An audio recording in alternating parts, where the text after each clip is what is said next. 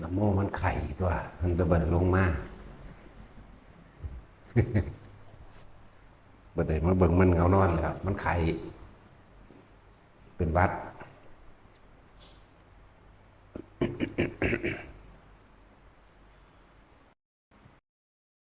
วัดตั้งรับเลื่อยเอา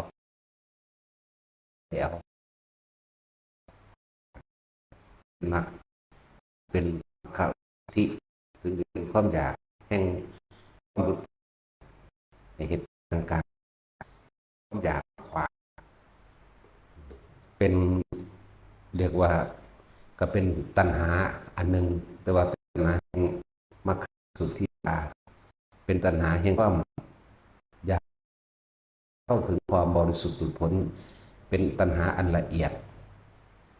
อ่อนมากๆเป็นความอยากไปในพ้นก็เกิดอีกมรรควิสุทธิเราเห็นเรื่อยๆก็เราไม่เป็น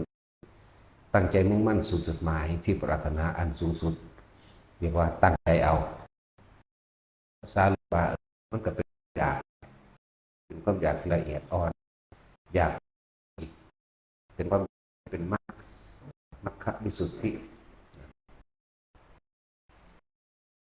เอาเขาเกิดมาแล้วถึงเลือกว่ามันเลือกนี่เหตุตั้งปัจจุบันนี้อยากเป็นพระเจ้าแล้วตั้งเด็กเรียกว่าไปตั้งใจเอาไว้ว่าจะเป็นพระเจ้าก็เป็นได้นี่แหละจึงว่าเรียกปัจเจกไปสิทธาวกอะไรไป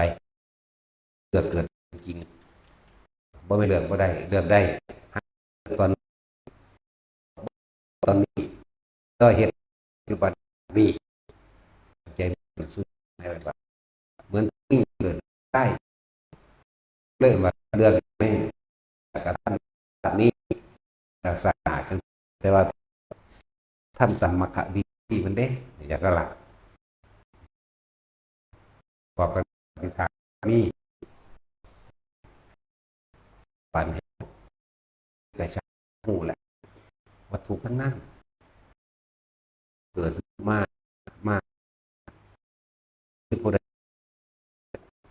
ปรารถนาความสุขสมบัติความจริงขึ้นนะทั้งตัวปรารถนาสุขทั้งผู้ถึงดายาตลอดบุตรระยะกายปรารถนามีเป็นไปเขาปรารถนาเขามากกลางเป็นเกิดบุคคลอีกความเห็นของบุคคลผู้อื่นเกิดตัว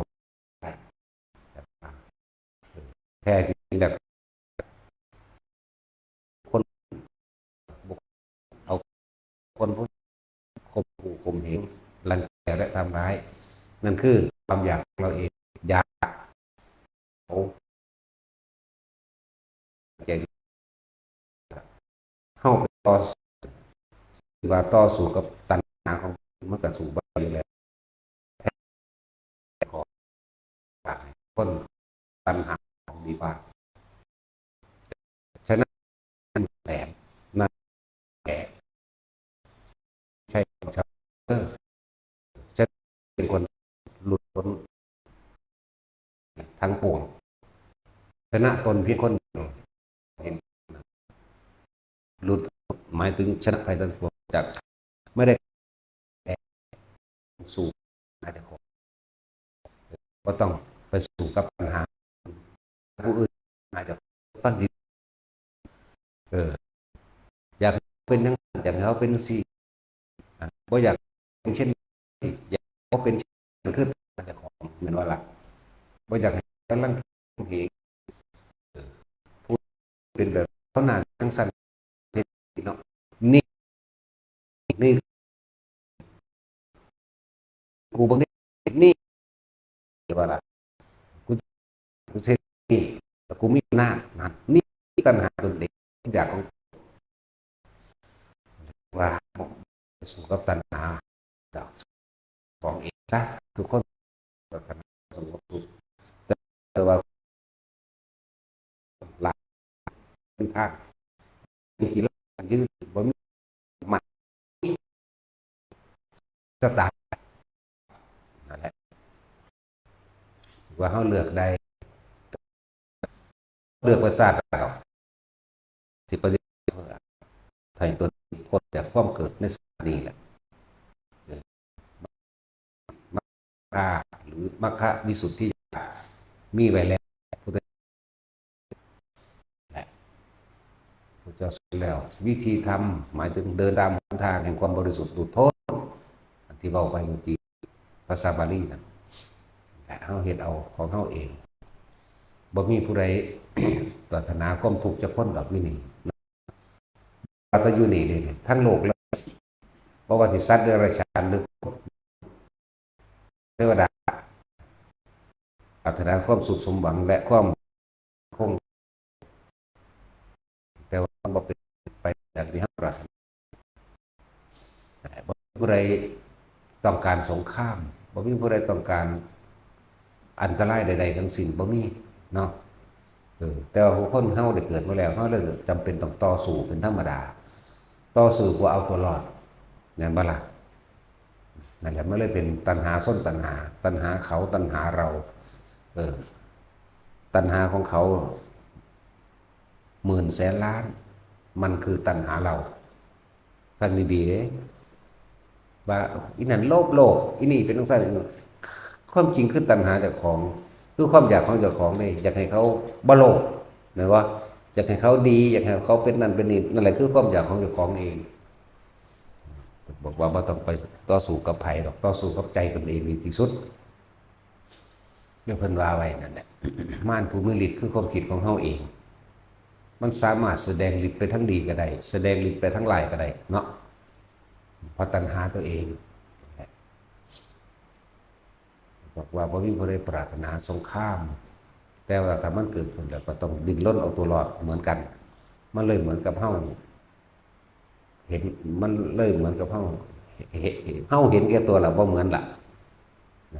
หรือว่าเขาเห็นแก่ตัวหรือว่าเฮาเห็นแก่ตัวที่จริงเห็นแก่ตัวน้ำกัน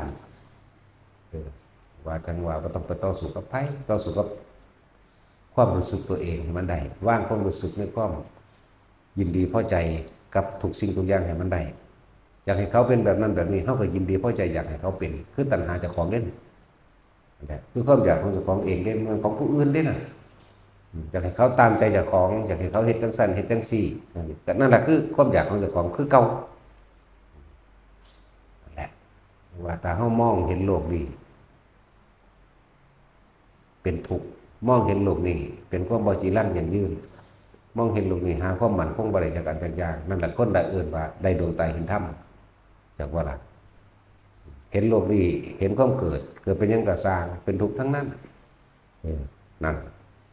เห็นโลกนี้เห็นตัวเองและสิ่งทั้งหลายทั้งปวงหาความจีรังยั่งยืนบ่ได้เป็นบ่มีความเที่ยงแท้จักอย่างนั่นแหละเอิ้นว่าดวงตาเห็นธรรมเห็นโลกนี้สุดท้ายแล้วต้องแตกดับเอิ้นว่าเห็นสุญญตาเห็นความบ่จีรังยั่งยืนเห็นความบ่มีตัวตนบ่มีหยังสิเข้าไปถือเอาได้บ่มีหยังสิไปพึ่งพาเอาได้บ่มีหยังที่สิเป็นไปดังที่เฮาหวังนั่นละเอิ้นว่าได้ดวงตาเห็นธรรมคือเห็นอนิจจังเห็นทุกข์เห็นอนัตตานี่เมื่อเห็นแล้วสัมมาทิฏฐิเกิดแล้วนี่สิเอิ้นว่าสัมมาทิฏฐิก็ได้แต่เฮาเฮ็ดจังได๋เฮาสิขจัดสิ่งอื่นๆที่เคยมีความเห็นผิดๆมาในความเชื่อมันว่างบ่ได้ยากเลยแต่เฮาเข้าใจวิถีมันล่ะวิธีทำมันแล้ววิธีทำทางใจเราพระนิพพานนี่มันบ่ได้ไกลเกินเอื้อมดอกละความเห็นอันเป็นความเชื่อผิดเป็นนั่นคือว่าเชื่อผิดเชื่อผิดคือเชื่อว่ามีพระเจ้าดลบันดาลมีพระพรหมดลบันดาลมีสิ่งศักดิ์สิทธิ์ดลบันดาลมีผู้วิเศษดลบันดาลมีผู้มีฤทธิ์มีเดชดลบันดาลเพื่อให้ตัวเองพ้นจากความทุกข์นี่ เว้นขาดออกเลยบัดนี้ไม่มีความเชื่อแม้แต่นิดหนึ่งน้อยหนึ่งความจริงเทียบเอาตนเองเนี่ยเขาบ่มีความเสื่อจักน้อยเลยได้เนื่องจากสัตว์พระอินทร์สิดลบันดาลยังไงเฮาได้พระพรหมสิดลบันดาลยังเฮาได้ก็ต้องไปพูดถึงเรื่องพระเจ้าบ่มีในความคิดเฮาอยู่แล้วผู้มีฤทธิ์มีเดชอีกเขาบ่ได้สนใจเลยบ่เชื่อเลยว่าเขาดลบันดาลยังไงนั่นแหละถึงจะเชื่อว่าไม่เชื่อเขาก็บ่ถือเอาได้นี่จักว่าล่ะฟังดีๆเด้ถึงจะเชื่อว่าไม่เชื่อว่ามีผู้มีฤทธิ์ดลบันดาลนั่นก็คือความเชื่อแต่เราไม่ได้เชื่อจักว่าล่ะเขาบ่ได้ถือเอาเข้าใจว่าถึงจะเชื่อว่าไม่เชื่อว่ามีผู้มีอิทธิฤทธิ์ดลบันดาลมีสิ่งศักดิ์สิทธิ์ดลบันดาลนั่นก็เป็นการถือเอาความเชื่อแต่ไม่ใช่ถือเอาเป็นความเห็นตามความจริงจะบ่นี่เป็นความเห็นตามความเป็นจริงได้นี่ความเป็นจริงเฮาบ่เชื่ออยู่แล้วว่าสิ่งทั้งหลายเหล่านั้นสิมาดลบันดาลนั่นนี่ผู้ใดๆนะแต่ว่าเฮาบ่ได้ยึดมั่นถือมั่นในความเชื่ออันนั้นถึงจะเชื่อว่าไม่เชื่อมันก็คือความเชื่อแต่มันไม่ใช่ความยึดมั่นถือมั่นมันเป็นความจริงนี่เขาเห็นตามความเป็นจริงนี่ต่างหากนั่นแหละ สุขคนก็ใส่ความคิดพิจารณาของตัวเองประสบการณ์ชีวิตของตัวของเองที่ผ่านมาตัวเคยขอมาตะพื้นตะพื้นมาแล้วใครก็ตามเพราะมารดาบิดาปู่ย่าตายายหวังดีต่อลูกหลานของตนเองอยากให้ลูกหลานตนเองมีชีวิตที่สุขสมหวังเนาะก็เลยพากันไปหาขอร้องอ้อนวอนสิ่งศักดิ์สิทธิ์เนี่ยมาละว่าสิ่งทั้งหลายเหล่านั้นเขาก็เลยมีความฝังใจเกิดกลายเป็นความเชื่อบัดนี้ถ้าไม่ทำกลัวเห็นปะกลัวว่าจะพิษนั่นพิษนี่กลัวอย่างกลัวตัวเองไม่มีความสุขนั่นแหละกลัวตัวเองชิบหายกลัวตัวเองเจอภัยพิบัติกลัวตัวเองและคนในครอบครัวตัวเองเป็นนั่นเป็นนี่เห็นปะล่ะนั่นแหละจังว่าถ้าเฮาเอาธรรมะที่เพิ่นแสดงธรรมะที่เป็นความจริงอยู่แล้วออกมาเปรียบเทียบกับประสบการณ์จริงในชีวิตจริงของเจ้าของเองความเชื่อนั้นจะหายไปเหลือแต่ว่าทำอย่างไรบัดนี้จึงจะว่างจิตเป็นกลางกับทุกสิ่งทุกอย่างใดนี่ถึงบอกว่ามันบ่แม่นความไกลเกินเอื้อมดอกพระนิพพานหมดความปรารถนากับแมนหยุดคิดกับแมนอสังคตธรรมนั่นแหละเป็นผู้เข้าถึงสุญญตากับแมนสุญญตาวิโมกข์สี่กับแมนสื่อพระนิพพานมันมีหลายดับเย็นกับแมนนั่นแหละสื่อพระนิพพานมันมีอยู่ตั้ง30สื่อมันก็คือเป็นคนเทียบเป็นสมมุติอันหนึ่งที่เปรียบเทียบเพื่อให้เกิดความเข้าใจและในการปล่อยวางสื่อเด้จากว่าล่ะนั่นแหละภิกษุสงฆ์เฮาบวชเข้ามาแล้วก็ตั้งใจเอานะการสิฝึกหัดตอนที่เป็นฆราวาสมันยากมันขัดต่อการดำรงชีวิตหลายอย่างบางทีเฮาได้ถิ่มครอบครัวออกมาแล้วจังว่าผู้ใดบวชเพื่อหวังมรรคผลนิพพานก็อย่าอยู่ไกลบ้านแม้นสิเป็นวัดปฏิบัติก็สร้างอย่าอยู่ไกลยังไงก็สร้างมันสิมีปริโภทกังวลด้วยกับบุคคลที่รู้จักนั่นบ่ล่ะกังวลเด็กพอเฮาว่าท่านปล่อยได้ถ้าหมู่พวกมาเล่นน้ำยิงแต่เนาะตั้งแต่กี้เฮาเคยนั่นเฮาเคยนี่มาคุยเด้สิเว้าเรื่องอดีตเก่าๆกันเด้นั่นแหละเองว่ากังวลหลายๆอย่างน่ะในญาติในพี่น้องนั่นแหละมันหลายโพดปริโภทนั่นน่ะปริโภทแปลว่าความกังวลก็มาตั้งกันกับดีวอนนั่นน่ะเปรียบเทียบแล้วอันเดียวกันก็ได้นิวรณ์กับกังวลนั่นแหละนิวรณ์ก็เลยปริโภทกับกังวลนั่นแหละสั่งก็จึงให้หาที่สัพยะเดือห่างออกไกลบ้านตัวเองซะบางที่ก็เห็นมารดาเห็นบิดาเห็นปู่ย่าเห็นตาใหญ่ลุงป้าน้าอาเจ็บไข้ได้ป่วยกังวลถ้าบ่ไปเยี่ยมไปยามไปเบิ่งกันก็ว่านี่แหละคุณนั่นว่าล่ะก็ว่าหลายๆอย่างนั่นแหละถ้าหมู่พวกมาคุยนำคนนั้นคนนี้มาโอ้ยมีปัญหานั่นน่ะนี่เฮ็ดจังไดมาปรึกษาเด้นะครับล้วนแล้วถ้าเป็นปัญหาอยากได้ดังใจแห่งโลกนั่นว่าล่ะจึงบอกว่าหนีออกบวชอยู่ไกลบ้านเจ้าของเองหนีไปทางต่างจังหวัดโลดมันดีเนาะ เฮาสิตัดปริโภคเฮาสิตัดความกังวลเฮาสิตัดต่างๆนั่นแหละที่เป็นเครื่องของเครื่องค่าออกมาแล้วตัดสินใจเด็ดเดียวแล้วก็ออกมากะฝึกหัดเอาตัวเองบัดนี้พยายามอยู่กับตัวเองให้มันได้เฮาต้องบ่ต้องไปสู่กับกิเลสตัณหาอุปทานหรือความอยากได้ดังใจของไผดอกสู่กับตัณหาอุปทานความอยากได้ดังใจของเจ้าของดีกว่าสู่กับอารมณ์ตนเองดีกว่าบ่ล่ะนั่นแหละ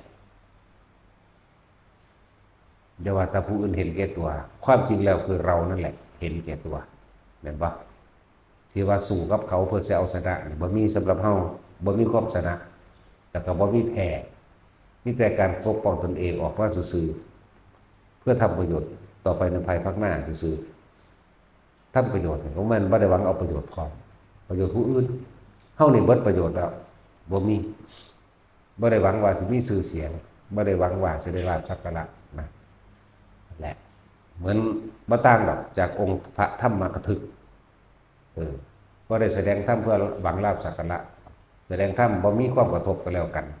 แต่คนอื่นสิคิดว่ากระทบก็เป็นเรื่องของเขาการแสดงธรรมเป็นโดยลำดับอีกนะมันมุ่งเน้นมรรคผลนิพพานอีกอะไรจังสั้นแล้วมันบ่อยากได้ลาภสักการะไม่ว่าได้อยากประโยชน์หยังแล้วมันก็สุดทำนี่ของตัวสิไปอธิบายหยังไปทั้งหาอย่างนะว่าถ้าบ่กระทึกหาอย่างบ่กระทบกระเทียบกระฟิดกระเวียงหรือไม่ได้ยกตนข่มท่านนั่นบ่ล่ะการแสดงธรรมมันเป็นอัจฉริยะใสอย่างหนึ่งซื่อๆเด้มันบ่ได้ไปตั้งไว้ว่ากูสิว่าผู้นี้กูสิจ้องผู้นี้เด้แต่ว่าเป็นการนำความจริงเพื่อผู้ฟังได้ประโยชน์จากการได้ยินได้ฟังได้ประโยชน์คือเฮาเว้าเรื่องต่างๆมาเรื่อยๆนะครับนำความจริงออกมาเว้าทุกคนฟังแล้วก็เกิดได้ประโยชน์จากว่าล่ะเอาไปรักษาปกป้องตนเองได้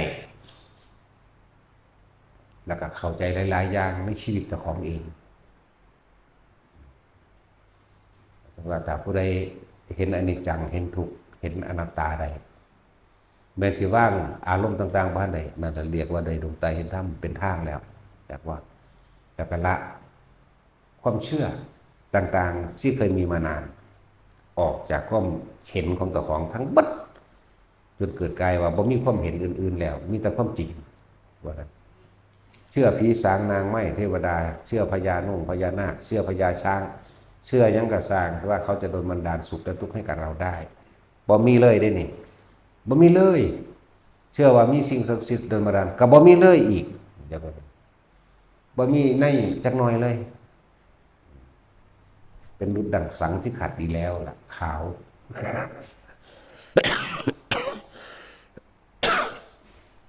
ทุกคนก็วางใจแบบนี้วางใจแบบมันได้แบบนี้บ่ต้องไปเกรงใจหรอกสิ่งศักดิ์สิทธิ์โอ้ยต้องไปเฮ็ดน้ำอย่างคลั่มหมายครับคลั่มหมายถึงว่าผิดเคล็ดขาผิดแต่ถ้าทำผิดสิ่งนี้ตามความเชื่อตัวเองเคยมีมาก่อนกลัวตัวเองจะเก็บไข้ได้ป่วยเรื่องคลั่มผิดผิดทางอย่างแต่ของมันมีความสุขนั่นเองนึกถึงหม่องสุดท้ายรถหน้าหม่องมันตายเนาะผู้ถือกับตายคือกันผู้ว่าถือกับตายคือกันแต่ว่าคนละต่างตายกันเด้ตายโดยไม่มีความห่วงกังวลกับตายด้วยความกังวลคนละอย่างกันเด้อะไรจังหวะให้แต่ละคนตั้งใจเอาไม่ตัวเองว่าต้องไปเฝ้าเบิ่งกิเลสไผดอกการเฝ้าดูกิเลสคนอื่นการไปว่าบุคคลผู้นั้นเห็นแก่ตัวบุคคลผู้นี้เป็นอย่างนั้นนั่นคือตัณหาตัวเองคือความเห็นแก่ตัวของตัวเองเข้าใจว่าล่ะนั่นแหละคำว่าปล่อยว่างกับปล่อยปละละเลยกับมันต่างกันอยู่เด้อปล่อยว่างจากสิ่งทั้งหลายทั้งปวงใดหรอกแต่ว่าถ้าเมื่อมีเหตุเพศภัยต่างๆอย่าปล่อยปละละเลยก็ต้องแก้ไขรัดแปลงเป็นธรรมดาเห็นปะสั้น คือเขาบอกว่าถ้ามีผู้ใดมากก็ควรบุกทำร้ายขับออกไปและป้องกันตัวจึงบอกว่ามูภิกษุสงฆ์ของเฮ้าบอกเขามาแล้วแต่มีคนมารังแกเท่ากับกระป้องกันตัวเพราะตีปากกับตีแมงโหลดจากบ่ล่ะเพราะขอนฝาดกับฝาดโหลดเมตตามันแบบนั้นจากบ่ล่ะเมตตามันหนีอย่างนั้นเสร็จแล้วฟังยากดูเด้เนาะ เป็นคือจังเป็นตะเข้าใจยากอยู่เด้ปานนั้นเฮาว่าแม่ปล่อยว่างว่าเด้ปล่อยว่างกับปล่อยปละละเลยมันคนละอย่างกันเด้อเฮาเป็นผู้ปฏิบัติธรรมเพื่อเข้าถึงจุดสูงสุดคือปล่อยว่างแต่เฮาก็บ่ได้ปล่อยปละละเลยต้อยถิ่มอันใดที่มันเป็นอย่างที่เฮ็ดให้บุคคลหมู่มากหรือตนลำบากเสียชีวิตทรัพย์สินก็ต้องป้องกันตนเป็นธรรมดาตัวแม่นบ่ล่ะก็สิปล่อยให้เขาฟันคออยู่หั่นบ่ฟันคอมันก่อนสิบ่ดีกว่าบ่เนาะมันบ่ตัดสินไผมายิงก็ยิงมันก่อนก็ได้ตัวเรียกว่าปล่อยวางยิงแบบปล่อยวางเฮ็ดได้บ่ตัดสินเจ้าบ่แม่นศูนย์ใส่เขาเด้คนละอย่างกันเด้ยิงเฉยๆอย่างว่าฆ่าเฉยๆเพราะเมตตาหรอกจึงฆ่ามึงฟังผู้บ่ฮู้จักดอกแต่ว่าเฮาก็บ่เงิดไผอยู่แล้วครับบ่เคยแค่ไผอยู่แล้วนั่นแหละก็เฮาบ่ได้ไปเฮ็ดทำลายไผแม่นบ่แค่ก็เลยแม่นบ่ซั่นเฮาบ่ได้ไปทำลายเบียดเบียนผู้ใดเนี่ยล่ะเว้าไปซื่อๆเด้แต่ว่าเฮ็ดอีหลีเด้แต่มึงมาตอนนี้มันก็เว้าซื่อๆอยู่นั่นแหล้วแต่ถ้ามึงมาก็ตีปากแม่งคือกันของบางอย่างด้วยคำพูดก็สามารถแก้ไขเหตุการณ์ได้เป็นบ่ล่ะแต่ว่าของบางอย่างต้องใช้การกระทำโดยทางกายเด้สั้นแหละอันใดควรอันใดบ่ควรก็เบิ่งเอาแต่ว่าทุกคนเห็นคำว่าในตนเองซะเราจะทุกข์เราจะลำบากชาตินี้เป็นชาติสุดท้ายเสียอยากว่าเขาก็สิว่าเห็นแก่ตัวก็เป็นเรื่องความเห็นของเขาจากบอกแต่ว่าเราละความเห็นออกเสียนั่นเป็นเรื่องของเขามันเป็นอารมณ์เขาเด้อย่างเช่นเฮาสิไปอธิบายให้เขามาเข้าใจว่าเฮาปฏิบัติเพื่อนั้นเพื่อนี้จังซั่นจังซี่นั่นคืออารมณ์ตนเองมันคือความเห็นแก่ตัวของตนเองเห็นแก่ตัวว่าอยากให้ผู้อื่นยินดีกับตนหรืออยากให้ผู้อื่นเข้าใจตนนั่นแม่นบ่ล่ะสั่นตัวถึงว่าเฝ้าพยายามระวังความคิดของเจ้าของโลดนะหลักสูตรปฏิบัติก็มีให้แต่ละองค์อยู่แล้วหมู่ภิกษุบวชใหม่บวชเก่าก็สร้างถ้าอ่านพระวินัยบ่ทันได้จบก็อ่านไปเรื่อยๆนั่นแหละบ่เคร่งเครียดก็ได้แต่ว่าให้อ่านไปเพราะว่ามันเป็นเครื่องรักษาตนเด้อแต่เฮารักษาศีลดีแล้วศีลนั่นแหละจะกลับมารักษาเราจากเวลาถ้าจะเกิดกลายเป็นคนที่ไม่เบียดเบียนทำร้ายผู้ใดผู้หนึ่งเสียชีวิตและทรัพย์สินตลอดทั้งมนุษย์และอมนุษย์ทั้งหลาย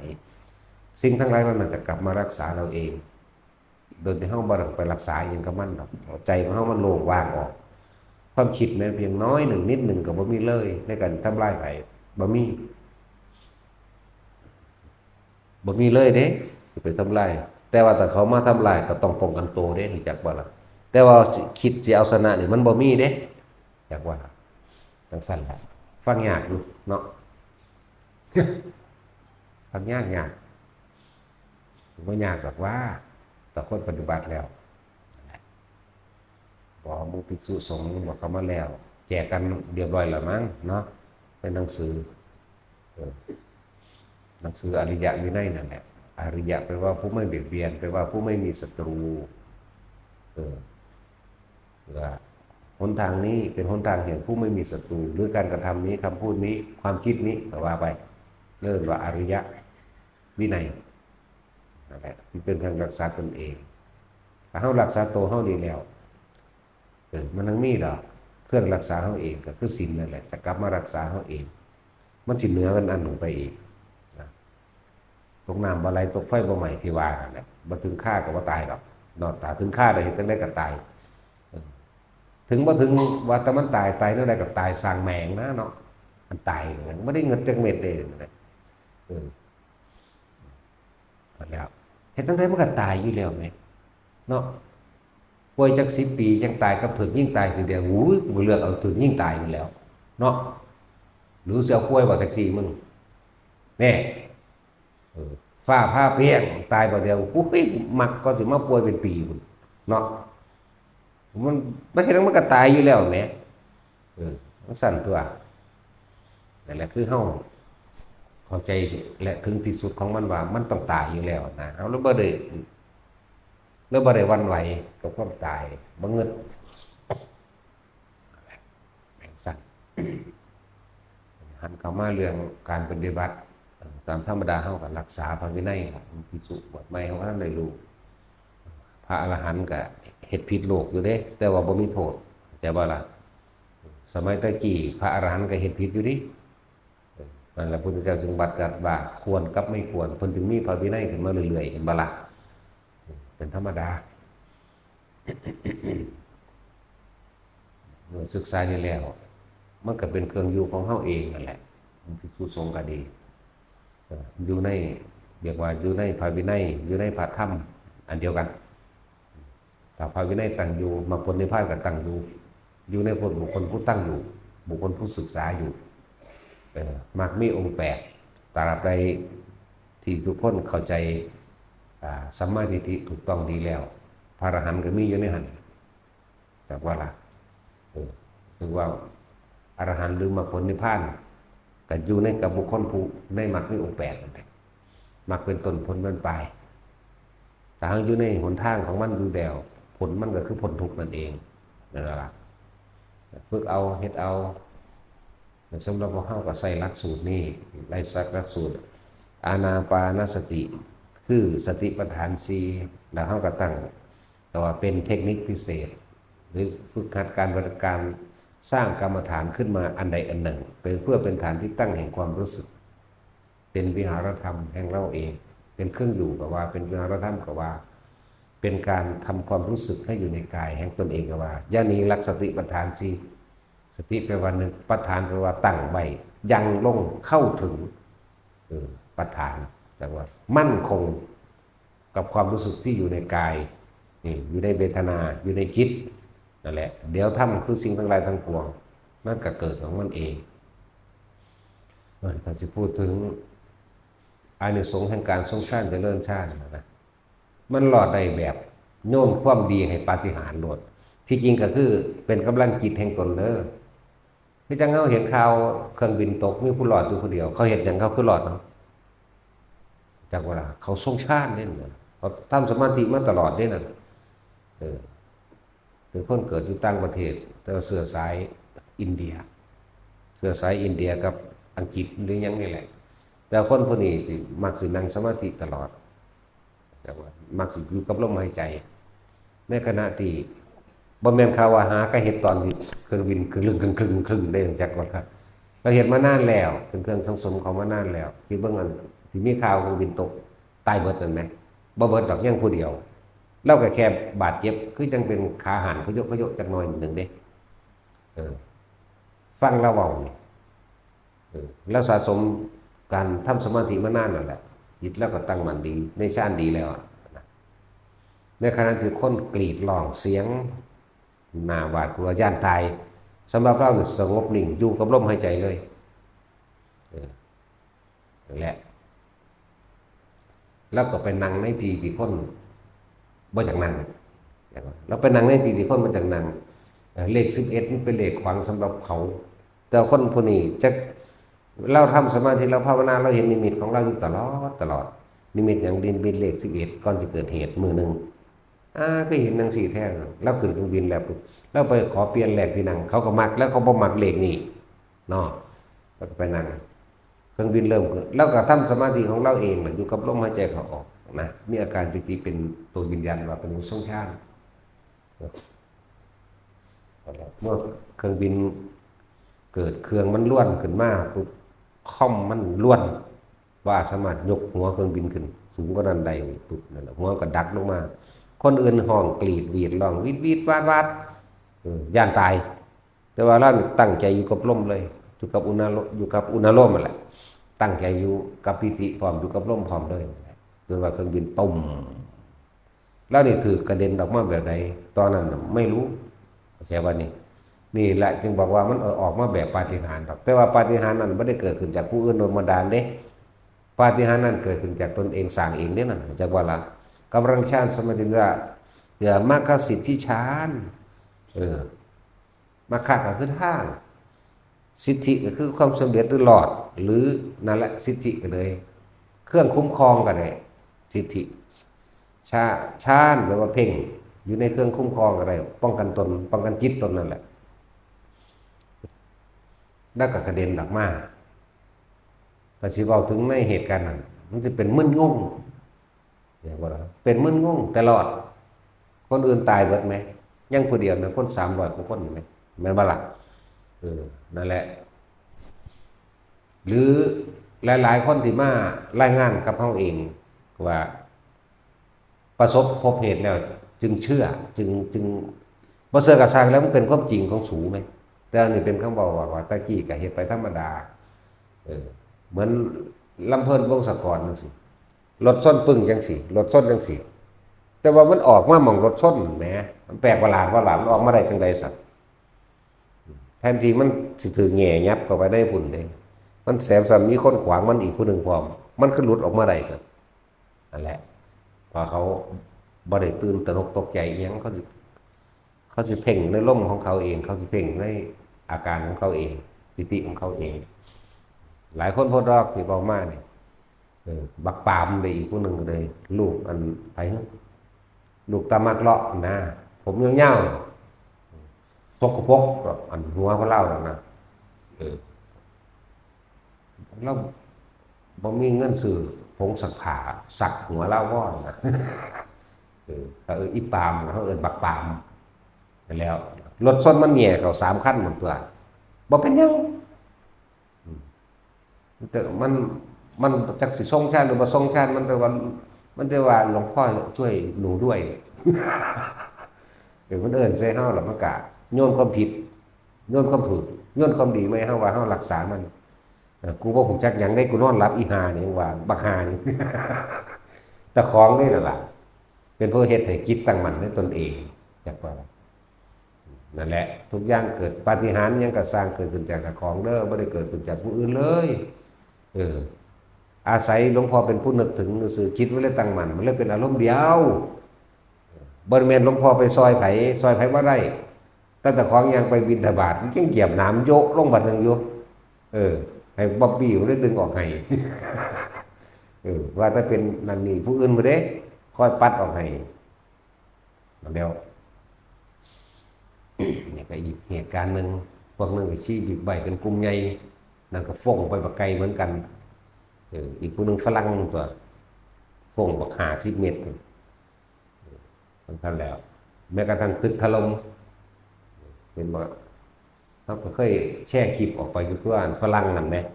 รู้เหตุการณ์ล่วงหน้าพร้อมได้เก่งคือหยังนี่นั่นแหละ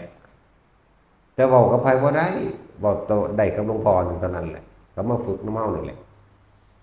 เมียเพิ่นพามาเมียเพิ่นบ่สู่หัวซ้ำผู้พามาหอก็เก่งผู้ถือผ้าเหตุการณ์ล่วงหน้าพร้อมเด้มันธรรมดานั่นแหละจังว่าเฮ็ดไปเถอะเวลาถึงเหตุการณ์ขับขันถึงขั้นเสียชีวิตกับเสียทรัพย์สินถึงขั้นว่าสิเสียชีวิตด้วยกับบาดเจ็บนิดหน่อยนึงเด้มันหลายเด้แล้วบ่เป็นหยังเลยเด้ตึกถล่มก็เลยแล้วก็หลายๆคนที่ว่าตอนตึกถล่มที่มาล่ะมาบอกให้ฟังภาวนาบางทีกับภาวนานมัตถุพุทธานังมันว่าผู้อื่นก็ห้องวีดว่าย่านตายเขานมัตถุพุทธานังลงมาได้เร็วขนาดเลยลงมาแบบงงจากสั้น13หนึ่งบาง3 วินาทีน่ะมั้งมันหอดล่ะมาสั่นแล่นลงได้สั่นบันไดฉุกเฉินบันไดหนีไฟหรือบันไดอันนั้นแม่นบ่ล่ะเขาบ่ได้ให้ใส่ลิฟต์เด้เหตุการณ์นั้นเข้าใจบ่สั่นแหละแล้วก็ลงมาเร็วๆอยู่แล้วก็จะว่าฟังหลายแล้วล่ะแม้แต่ทางคนป่วยเป็นอัมพฤกษ์อัมพาตนี่ยังอยู่ติดเตียงอยู่4-5 ปีหรือ8 ปีตัวบางคนก็ภาวนาอันนี้ลมหายใจกันจับจุดหน้าโลกนี่แหละของคนมันอยู่กับหมองลูกเขาก็เอาเทปเอาอันเปิดธรรมะหลวงพ่อนี่ให้ฟังเลยสั่งมันไปบ่ได้แล้วที่บ่มักกะสร้างแล้วมันได้ฟังเงินแล้วของไปบ่ได้ไหมเนาะมือก็เอาขึ้นมาอุดหูบ่ได้ฟังไปฟังมาก็เริ่มเข้าใจฟังไปมามันบ่มีแนวเฮ็ดมันก็เฮ็ดได้แต่ความคิดไหมก็เฮ็ดนำทั่ว เนาะเฮ็ดไปเฮ็ดมาเศร้าเว้ยสั่นแล้วขี่รถมาหาเอาเองตัวผู้หนึ่งอยู่อุดรผู้หนึ่งอยู่ชัยภูมินี่เป็นเรื่องจริงทั้งนั้นแหละเขาจะมาเจอกันเขาจะอวดกันว่าสันธรรมดาวะก็ว่าเรื่องจริงๆนี่แหละแต่ทำไปเถอะเป็นเครื่องปกปักรักษาตนเองมันบ่แค่ว่าปกปักรักษาแค่ศาสตร์นี้หรืออุบัติเหตุต่างๆในเหตุการณ์ขับขันเด้มันรักษาหอดศาสตร์หนาแก่ว่านี่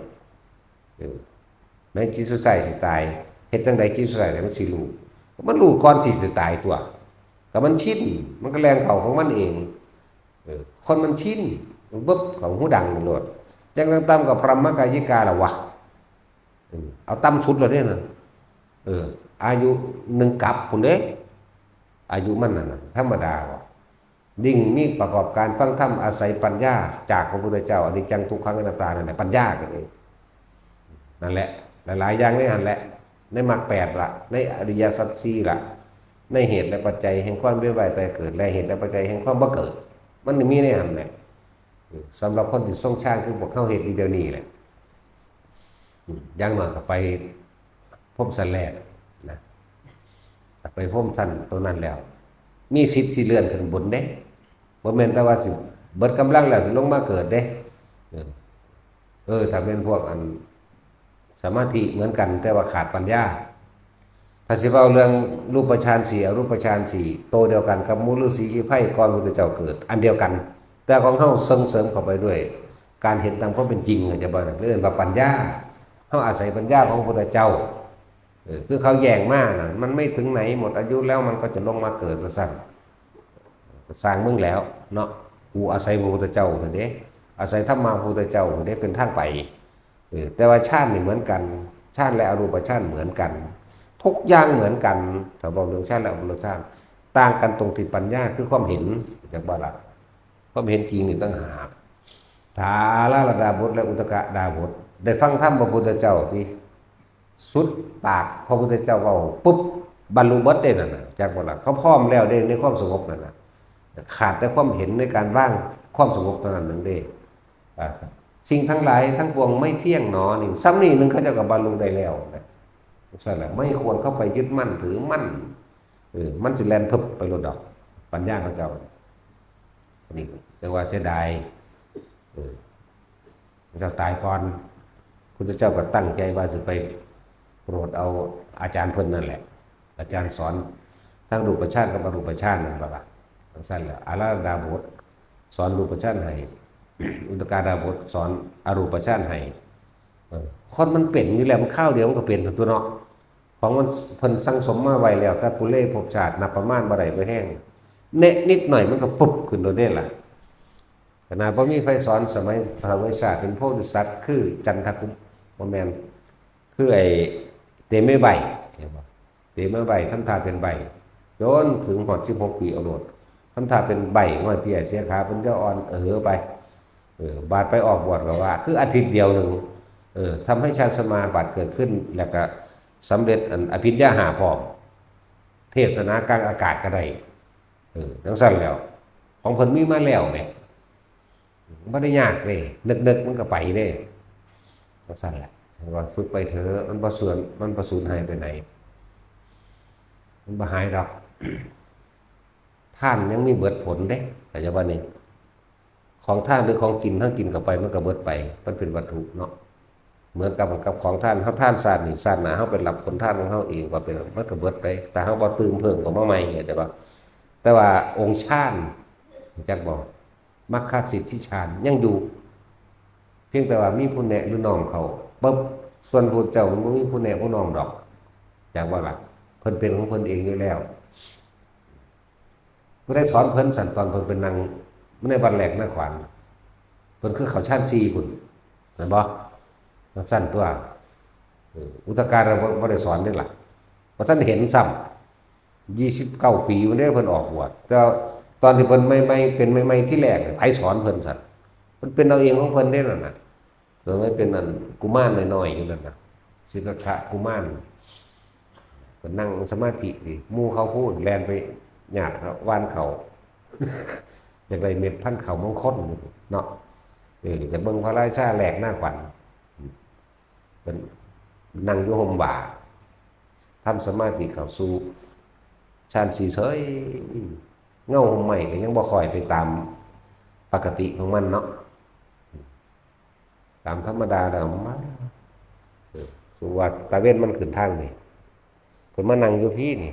นั่งแต่ตอนเช้านี่เห็นบ่ล่ะจนฮอดบ่าย2บ่าย3ธรรมดาบ่าย2บ่าย3เนาะตาเว้นมันก็ต้องแย่งมาเงามันต้องมาพี่เนาะจังว่านี่เงามันต้องมาพี่แต่เงาห่มใหม่ยังอยู่คือเก่าอยู่นี่แหมนั่นแหละเป็นที่อัศจรรย์พอเพิ่นก็ไหว้เป็นครั้งที่2แล้วไหว้ครั้งที่1ไหว้ตอนเกิดไหว้ครั้งที่2ไหว้ตอนนี้อย่าเบิ่นไหว้ครั้งที่3ไหว้ตอนใดแท็กซี่ไหว้จักหยังโอ้ย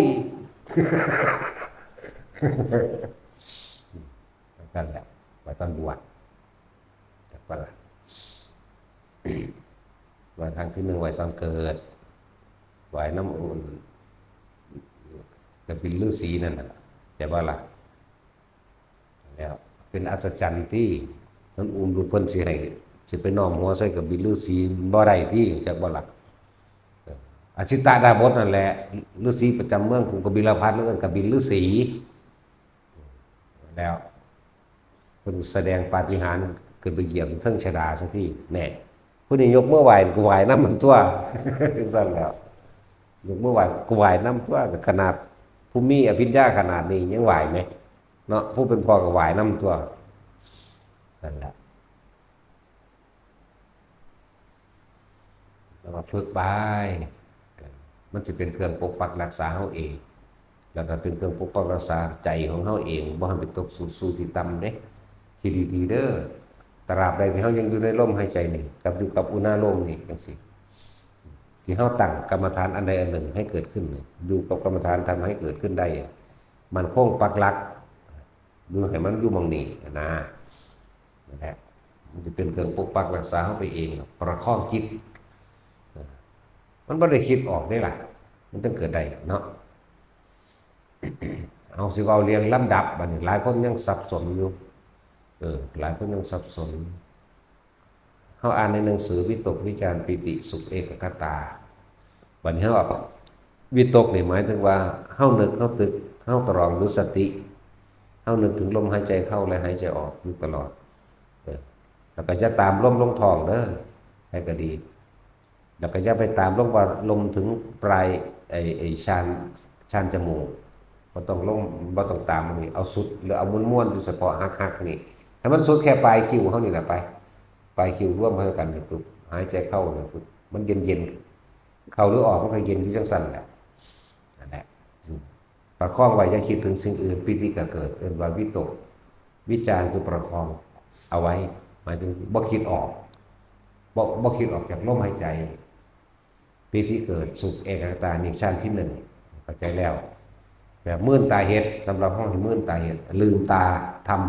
ำบ่ได้ให้รับตาเฮ็ดแต่รับตามันหลายอย่างสิเกิดปิติอย่างอื่นก็เกิดแทรกซ้อนมาหลายอย่างเฮาสิงงมันสิสงสัยไปหลายอย่างมันก็หายสงสัยแล้วนิวรณ์เกิดความกังวลเกิดความสงสัยเกิดนั่นแหละคิดนั่นแหละสงสัยก็เลยทีนี้ถ้าเข้าใจแล้วบางนี้บางคนเป็นยืนเดินนั่งนอนจนว่าเฮาเป็นปกติหรือชินชำนาญไปแล้วใน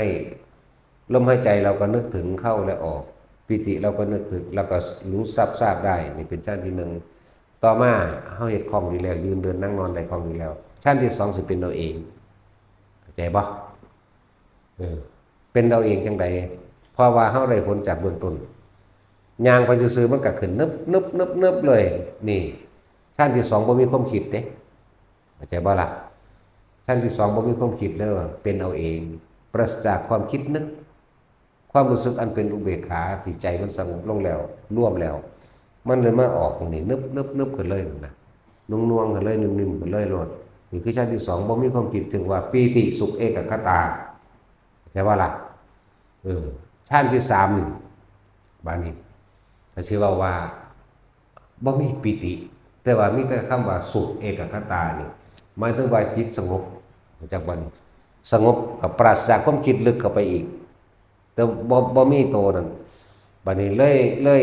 อยากว่าเฮาสิรู้สึกโล่งๆโปร่งๆระหว่างทำกลางอกก็ว่าทำกลางสมองก็เป็นจากบัดนี้ ทำกลางหัวก็เป็นเหมือนกันนั่นแหละเรียกว่าสุขเอกคตาบางคนที่บ่ท่านเข้าใจลำดับของมันเด้อคนที่เข้าชั้นสองไปคนที่เป็นชั้นสองเป็นแล้วนี่หมายถึงลำดับขั้นที่สองเป็นแล้วปุ๊บยุติซื่อนี่ยุติซื่อนี่คือบ่คิดนั่งอยู่กับตามย่างอยู่กับตามขับรถกับตามนะตัวนี้คือน่วงขึ้นเลยสิถอยหลังมาจับลมสิถอยหลังมาบริกรรมเข้าใจบ่นี่บ่ต้องถอยจะถอยหลังขึ้นมาเนี่ยมันเป็นการซ้องแล้วมีความรู้สึกน่วงอยู่กลางหน้าผากเข้าแล้วเอ๊ะกูคือบ่ได้จับลมเอ๊ะกูคือบ่ได้บริกรรมเห็นบ่กูบ่ได้จังนะนั่นมันสองแล้ว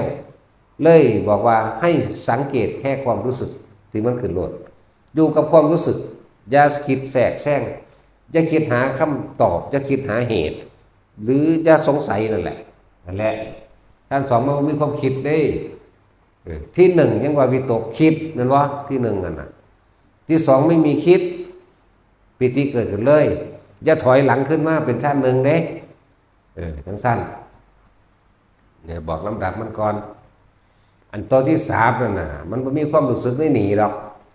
แล้วมันเป็นจิตอิ่มปลื้มเบิกบานแต่ไม่หนีนะ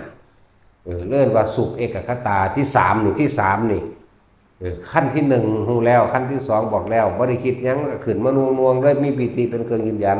แต่ที่สามบ่แม่นปิติอยู่ในกายในหัวในหนังหัวหรือยังก็แล้วแต่สิมีความรู้สึกว่าจิตเบากายเบานะนี่เป็นคำเทียบเด้เป็นปัสสัทธิเป็นอย่างที่โล่งโปร่งแม้นสิพยายามคิดมันก็คิดว่าออกพุ่นละเข้าใจบ่นี่บาดมันสิออกมันจังออกโลดอันความคิดจังว่านี่นั่นแหละแม่นสิถือว่ามันเข้าตกอารมณ์นี่ก็ให้อยู่กับความว่างๆอยู่กับความสงบอันนั้นแหละนั่นแหละมันตั้งมั่นเรียกว่าอะไรจิตตั้งมั่นหรือจิตเข้าถึงความสงบแล้วนี่คือที่สามแล้วสุขเอกคตานี่บ่มีคิดคือกันเกิดขึ้นมาเลยผลอันจะเกิดที่สองมันเลยจึงเป็นสามได้ผลอันเกิดจากที่สามจึงเป็นสี่ได้อันที่สี่นี่ตัดความรู้สึกทั้งร่างกายแล้วเอิ้นว่าเข่าเอิ้นว่าเข่าไปแล้วหยุดคิดทั้งปวงแล้วนั่นหยุดคิดปั๊ดแล้วเขาชาตินั่นนะแต่ว่ากับมีอันหนึ่งที่ว่าคือมันออกมาจากที่แรกมันบ่มีความรู้สึกทั้งกายบ่ห่วงหอนบ่หูหนาวยังแล้วแม้กระทั่งลมหายใจก็บ่มียังบ่มีแล้วตาหูจมูกลิ้นกายบ่มีแล้วมีความรู้สึกอันหนึ่งมีอันเดียวว่างๆเป็นผู้เป็นมีแค่ความว่าง ออกมาแล้วจังเบาได้แต่ว่านี่ถึงว่ามันมารู้สึกตัวแล้วเฮาจังสิคิดงงมันบ้าแต่ว่ากูรับก็บ่แม่นบ้าบ่รับก็บ่แม่นเด้มันสิงงเด้บางทีมันชั่วขณะเดียวแต่ว่าคำว่าชั่วขณะรัดข้อมือเดียวหรือชั่วขณะเดียวนั่นน่ะ2 ชั่วโมงก็มี3 ชั่วโมงก็มีเหมือนกับว่าเฮาหยุดเวลาไว้จักว่าล่ะเหมือนกับเฮาหยุดเวลาไว้นี่เปรียบเทียบแต่เฮาสิมีสติรู้อยู่กับความว่างอันหาประมาณไม่ได้คือชั้นที่4มันเข้าตัดความรู้สึกออกหมดแล้วบ่มีดังก็บ่ได้กินแล้วหูก็บ่ได้ยินหยังตาก็บ่เห็นหยังลมร้อนลมหนาวหรืออิหยังก็บ่รู้ละถ้าแม่นเฮานั่งเบิ่งกันจังซี่คนพวกนั้นสิโตแข็งตรงดิ้งเลยแต่ว่าเฮาน่ะบ่ฮู้เมื่อแล้วเด้จังว่าเฮานี่ไม่รู้สึกตัวแล้วแต่ถ้ามีผู้อื่นเบิ่งจังซี่นิ่งอยู่เด้ยืนก็เป็นนั่งก็เป็นนอนก็เป็นใจบ่เดินมันก็ไปหยุดของมันเองดอกอันนี้ตอนเดินเป็นนี่มันสิเป็นตัวหัดเข่าก่อนที่แรกย่างไปย่างมาปีติอย่างอื่นอาจจะเกิดแทรกซ้อนอยู่บางทีก็เป็นย่างลงไปในดินเลิกๆพุ่นบางทีก็เป็นย่างขึ้นทั้งสูงๆเดินขึ้นไปคือสูงขึ้นพุ่นละแต่ว่าตาเนี่ยมันก็เห็นอยู่ดอกเข้าใจว่านี่ตาก็เห็นทางมันเดิมนั่นแหละแต่ความรู้สึกมันเหมือนกับเดินขึ้นไปบนฟ้ามั่งเดินลงไปในดินมั่งเข้าใจว่านี่แต่ว่าอันมันแยกเราได้นี่เข้าใจว่านี่บานมันจะเข้ามันรึบขึ้นมาดอกหักโตขึ้นมาเลยเขาจะยืนนิ่งได้บ่เนี่ยเพราะมันยางเข่าเด้เขายืนนิ่งเป็นวื้อเป็นวื้อวัดโตเขาได้เนี่ยเป็นมาตาพื้นตีนพุ่นละ วืด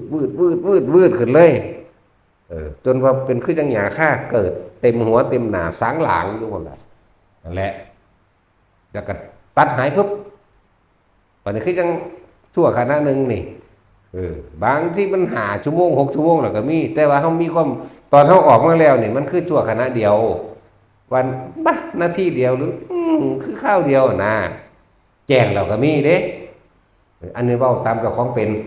ผู้อื่นเขาบ่รู้ก็สิคล้ายกันอยู่ดอกทำกับผู้ย่างแล้วมันเข้าของมันนั่นน่ะอาจจะเว้าโทรศัพท์ก็ได้แข็งบึกบ่เมื่อยหยังเลยพูดไปอยู่อีกมือนึงว่างๆอันคำว่าอยู่อีกมือนึงว่างๆออกมาแล้วจังเว้าเด้ตอนนั้นมันบ่รู้เรื่องหยังเลยเด้นั่นน่ะแต่ว่ามันว่างอย่างเดียวจักบ่ล่ะนั่นคือตัวที่สี่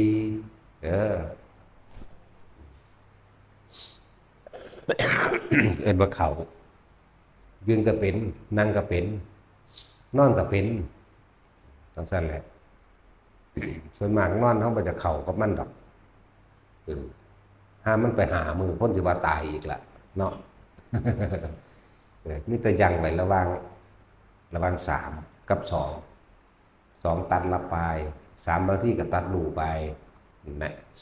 แต่ว่าอยากรู้อย่างดอกเอา2ดีกว่าแบบอยู่กับอาการปิติอันใดหนึ่งแต่มันเป็นแล้วมันบ่ยากในภาษาสั้นคิดเอาก็ได้เด้เนาะคำว่าคิดเอาบ่แม่นคนที่บ่เป็นนั่นเขาคิดถึงความรู้สึกตัวนั้นเขาเลยเด้เขาจำความรู้สึกได้แล้วเข้าใจบ่นี่เขาจำความรู้สึกนั้นแล้วเลยว่าคิดเอาก็ได้ซื่อนึกเข้าหน้าผากปุ๊บดับรับเลยแล้วเขาบ่จะเข้าไปตัวซีก็ได้มันยากจังได๋ได้ภาษาสั่นชั่วขณะแค่เสี้ยววินาทีเด้บ่ได้ถึงนาวิเด้สิบอกให้ฟึดไปโลดเด้แต่ว่าสินานโพดห่านไปเป็นเดือนเด้อเนาะห่านไปจัก5-6 ปีเด้อหรือว่าไปเผาติเขาก็บ่ใหม่ดอกว่าคนเขาชาติมันบ่เป็นหยังดอกจังซั่นแล้วแต่ว่าฝึกไปเรื่อยๆสิ่งเหล่านี้สิรักษาเฮาเองดอกก็เป็นผู้บ่ตกต่ำเป็นธรรมดาบ่ตกต่ำแน่นอนมีทางไปเฮาสิตกต่ำดอกทรงชาติเจริญชาติเนี่ยเฮาอาศัยปัญญาพุทธเจ้าเฮาต้องอาศัยความจริงที่พุทธเจ้าแสดงออกมาทุกสิ่งทุกอย่างบ่ควรกับไปยึดมั่นถือมั่นแม้แต่ความสงบบ่ได้ยึด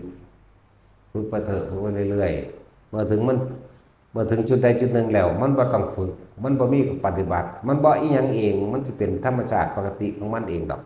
นะบ่แม่นเพิ่นสิจับลมตลอดดอกบ่แม่นว่าเพิ่นสิทรงฌานตลอดดอก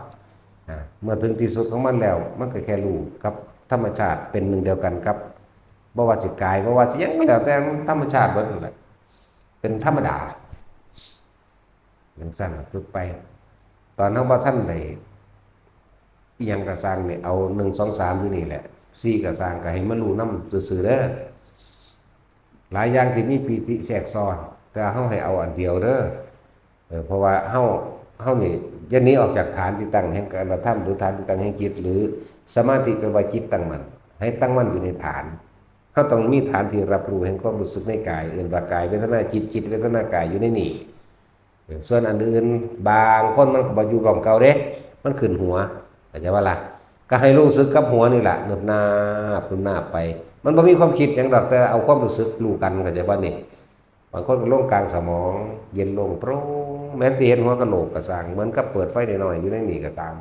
รู้กับมันซื่อๆเด้อบ่ต้องไปใส่เหตุผลหยังกับมันบางคนมาลงหน้าอกหน้าอกก็เป็นเด้นั่นแห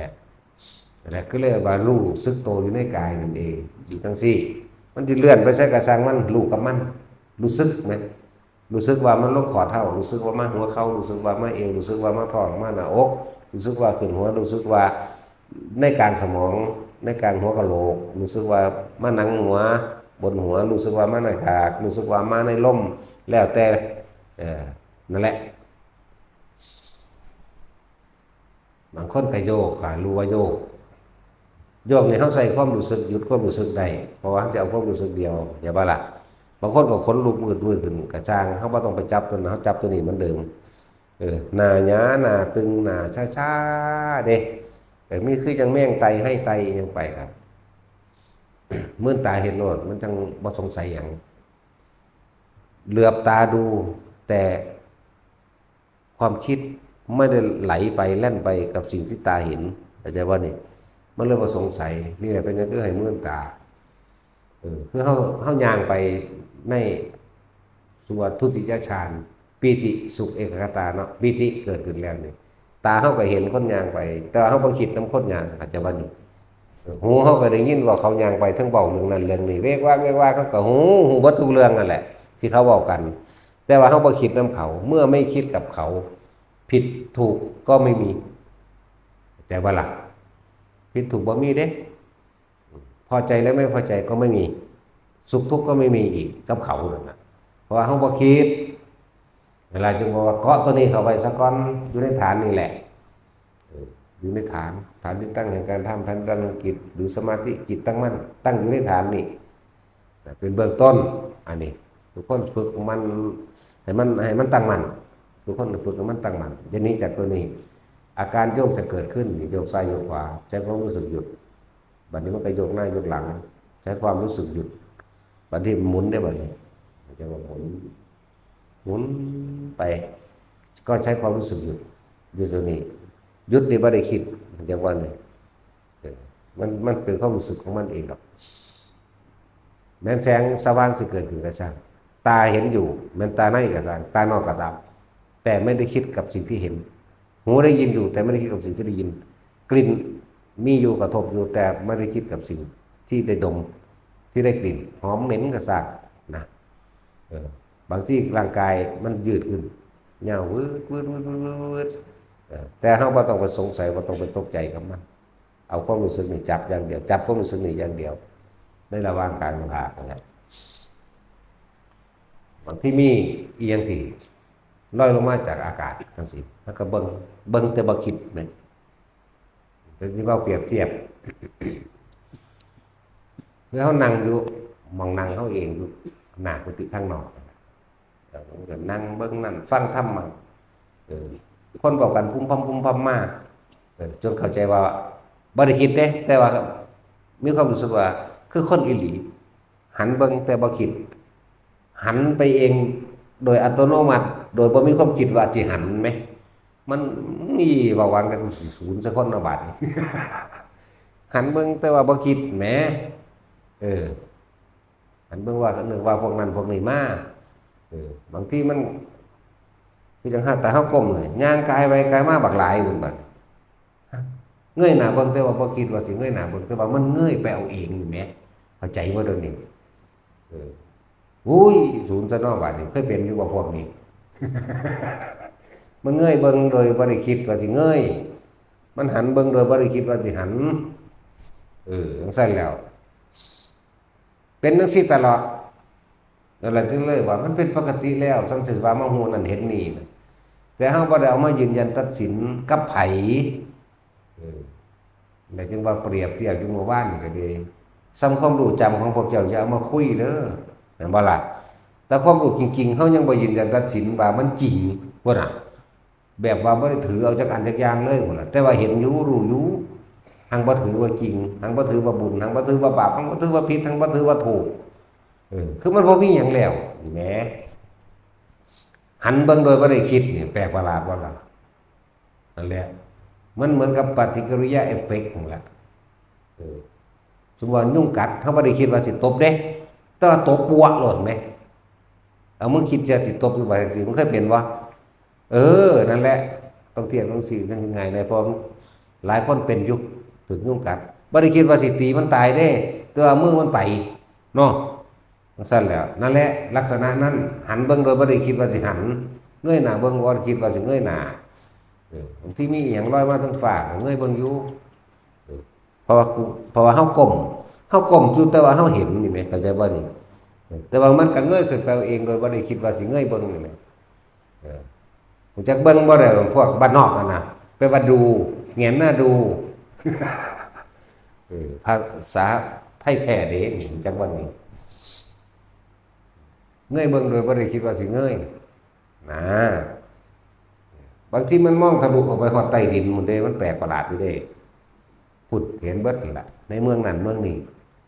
แต่ว่ามันไปดึงไม้ผู้ใดเบิ่งเป็นรูปธรรมบ่ได้ก็เลยว่าความรู้จริงเขาก็ยังบ่เอามายืนยันตัดสินว่ามันจริงสิว่าภาษาหยังกับความรู้จำที่เข้าใจว่าตัวเองมีความรู้แล้วอ้างกูดูได้เนี่ยเขาไปถือแล้วเห็นบ่ล่ะถือเอาละเด้นั่นสั้นแล้วเขาก็ถืออีกอย่างเด้แต่ว่านำมาเว้าเพื่อเป็นเครื่องประดับสติปัญญาหรือประกอบกับคนที่เคยเป็นจังซี่นะเพื่อให้หยังเพื่อให้ว่างบ่เพื่อให้ถือเอาเด้เฮารู้อยู่เฮาบ่ได้แม่นผู้รู้เนาะจังว่าล่ะเฮาบ่ได้ถือเอาสิ่งที่เฮารู้บ่ได้เอาไปยืนยันบ่ได้เอาไปตัดสินผิดถูกกับไผเด้จริงหรือปลอมหยังก็บ่ได้ตัดสินแต่เว้าให้ฟังซื่อๆเด้นี่แล้วฝึกไปเถอะมันบ่ได้เห็นหยังอีกดอกบัดอีกพวกนึงก็คือจิตได้จิตหรือสังเกตจิตหรือสังเกตความคิดอีกระดับหนึ่งของอีกพวกระดับหนึ่งเด้อพวกนั้นมันไม่ได้จับลมดอกมันไม่ได้จับอาการปิติในกายมึงใดมึงหนึ่งดอกแต่ว่ามันจะเป็นเอาเองของมันดอกพวกเห็นความคิดจากของอะไรไปแต่ว่าไม่ได้คิดอย่างไรนี่อีกแบบเป็นลักษณะนั่นแบบนี้หันเบิ่งโดยไม่ได้คิดไหมนะฮะบ่ได้ว่าตั้งแต่อยู่ผู้เดียวเลยอยู่หลายๆคนเสาเขาเขานั่งอยู่ควักน้ำหลังน้ำกลางน้ำแอวเดี๋ยวมันสอบใส่อยู่ข้างหลังมือกันเลยทั้งเธอก็อวยเบิ่งห้อยมึงจะเอาแมงยังกระดอดเลยเนี่ยจังมากูที่ให้บ่ให้เขามาไก่กูได้ดีวะเนาะคือจังพวกผีพวกเปรตจังว่าล่ะพวกเปรตพวกหิวกระหายแค่ได้อยู่ไก่เหมือนกับว่าแม่นบ่ได้กินอาหารแต่ว่าไต่หงไม่ได้มันก็ยังเย็นเข้าใจว่าสั่นตัวคือเฮานั่งตากแดดมาเมื่อยแห้งอ่อนล้าหลายเอาไปนั่งพิงคุกไม้ห่มไม้เย็นมันก็ยังดีกว่าที่ร้อนอยู่ตรงสั่นใหม่อยู่สั่นเนาะแต่ว่าจังว่านั่นแหละมันโลภขนาดนั้นแหละมันก็ไปควกเอานาแหละฉันบอกว่าแต่เฮาบ่เว้าออกไปได้แต่ว่าเว้าทางในอย่างว่าล่ะว่ากูจะมึงไก่กูบ่นอกกูรำคาญสั่นแหละก็มีเด้นั่นแหละหลายๆอย่างบอกให้ฟังตัวตั้งใจฝึกหัดไปเถอะของหมู่นั่นก็ดีอันดับต้นแรกลมหายใจกับอุณาโลมถ้าลมหายใจหายไปแล้วเหลือแต่อุณาโลมเป็นสองแล้วจากวันถ้าอุณาโลมหายไปมีแต่ความอิ่มเอิบปิติปราโมทย์หรือสงบทั้งในนี่เป็นชั้นสามท่านสี่มันมีความรู้สึกทางกายหรอกอย่าว่าหรอกนะตัวเองแต่เราคนฝึกไปเห็นตั้งแต่เขาก็เกิดมันตายอยู่แล้วล่ะคนบ่ฝึกหักหนังมันก็ตายขึ้นกันแหละคนฝึกหักก็ตายขึ้นกันตายเร็วกว่าผมว่าฝึกหักจำเนาะกระสินแล้วก็จะเป็นเงินจะไปแค่ไผนะคนปฏิบัติธรรมมันเป็นความจริงเด้อเฮาสิถือม่านดิดร่อนหรือร่างควานกวนตลอด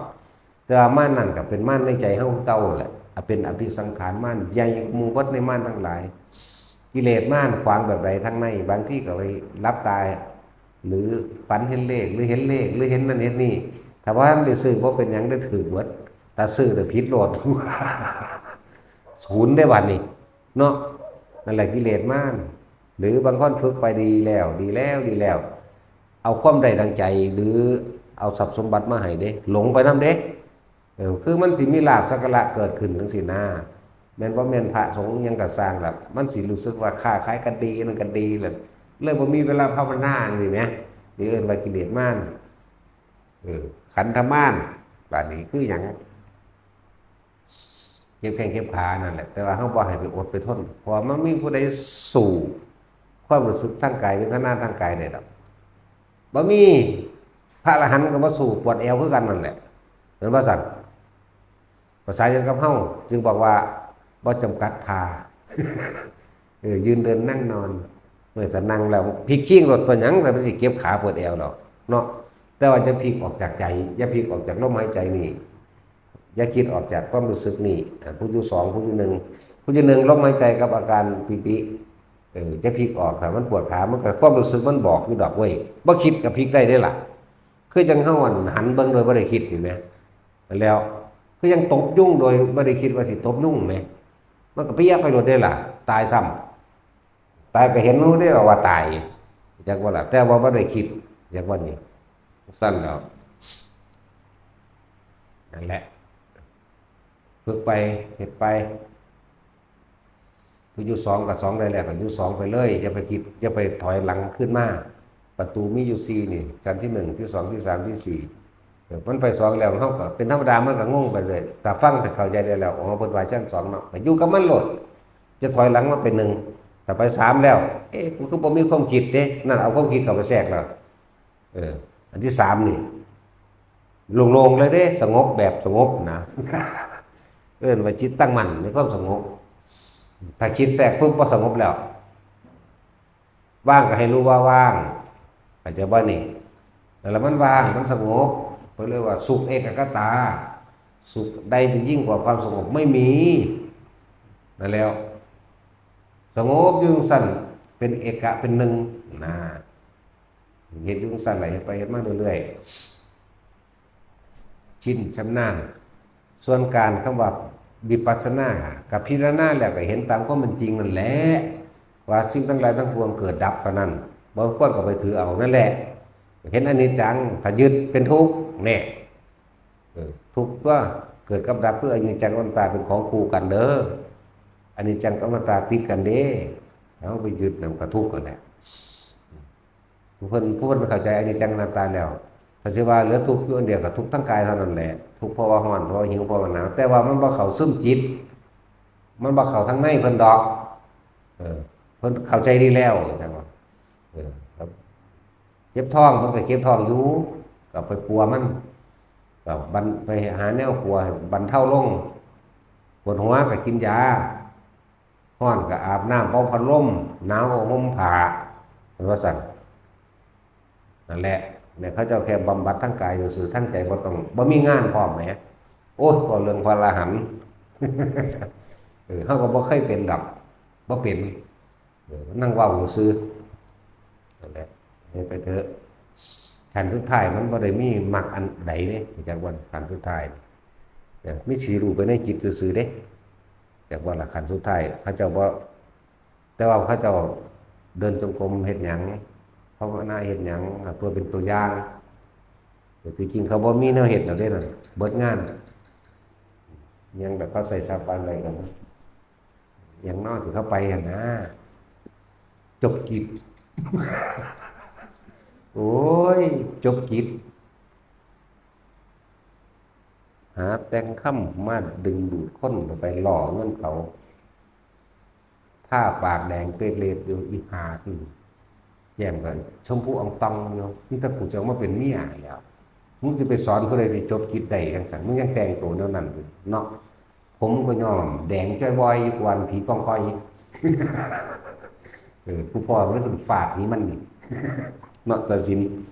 โอ้ให้ตัดสินดอกผู้สั่นแล้วจบกิจว่าซานคอร์ดละแสนหมดเด้ไปวะไปขายหน้าไปเด้อพวกเจ้าจบกิจภายใน14 วันมามึงนั่นก็มีวันนี้โอ้ย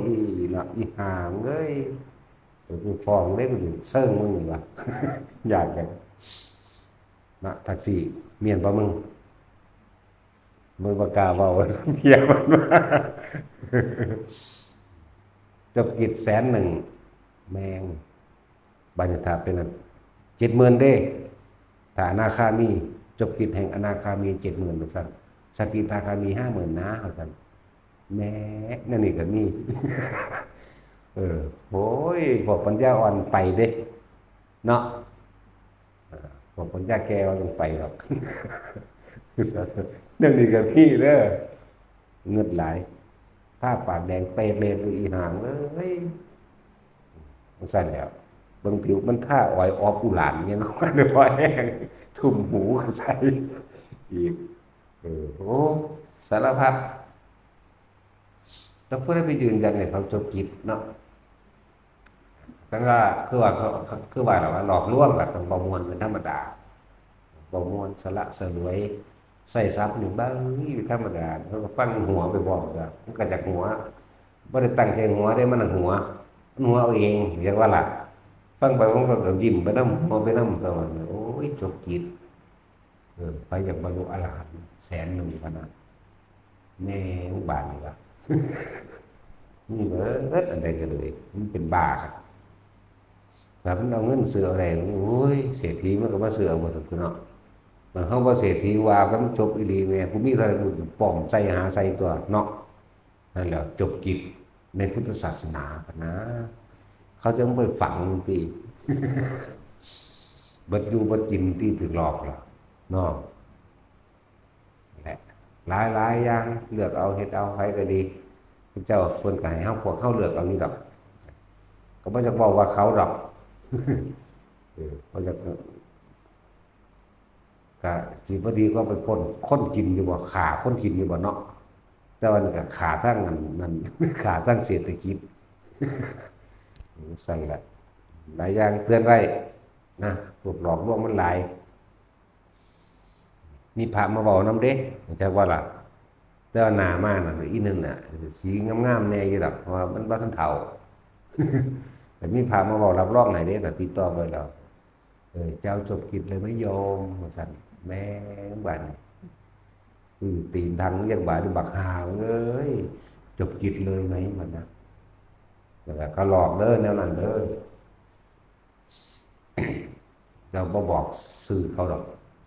มันสิบ่มีหม่องทำมาหากินแต่ว่าพวกบวชใหม่ก็ตั้งใจพากันศึกษาเอาอย่าเอาแตะยอดมาคุยกันหลายเด้อจังเลยมันสิเถียงกันมันสิตีกันเด้เอออรหันต์แบบนั้นอรหันต์แบบนี้ตาทิพย์หูทิพย์แบบนั้นแบบนี้นิมิตจังสันจังสี่โอ้ยจังนั้นสิตีกันเด้ออรหันต์สิตีกันนั่นแหละค่อยๆเฮ็ดไปนั่นแหละอย่าเอาความอยากตัวนี้เป็นมันบ่เป็นบาปแต่ว่ามันก็เป็นตัณหาอันละเอียดอาจจะว่าล่ะมันเป็นตัณหาอันละเอียดเป็นกุศลสังกัปปะกว่าเป็นความอยากอันพ้นทุกข์นั่นแหละมันไปฆ่าตัวเดียวนั่นแหละส่วนมากพระอนาคามีคืออยากบรรลุอรหันต์เป็นความอยากแต่ว่ามันก็ฆ่าอยู่หน่อยๆนั่นแหละจากว่าล่ะเอาสมาทาน